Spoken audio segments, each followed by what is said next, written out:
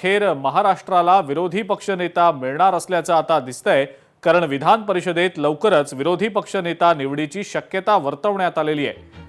अंबादास दानवेंची जागा रिक्त झाल्यानंतर विरोधी पक्षनेतेपद रिकामं होणार असून काँग्रेस आमदार सतेज पाटलांची विरोधी पक्षनेतेपदी वर्णी लागण्याची शक्यता आता वर्तवली जाते। भाजपचं विरोधी पक्षनेतेपदासंदर्भातलं राजकीय समीकरण आता समोर येताना दिसतंय। एक नवीन खेळी भाजप या विरोधी पक्षनेतेपदासंदर्भात खेळत असल्याचं समोर येतंय। मे महिन्यामध्ये 9 विधान परिषदेच्या जागा रिक्त होत आहेत।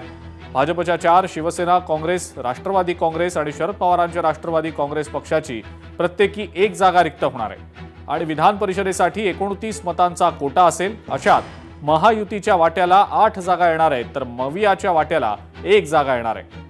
राज्यसभेच्या जागेवरून विरोधी पक्षनेते पदाचं भवितव्य ठरणार असल्याची माहिती सूत्रांकडून मिळतेय।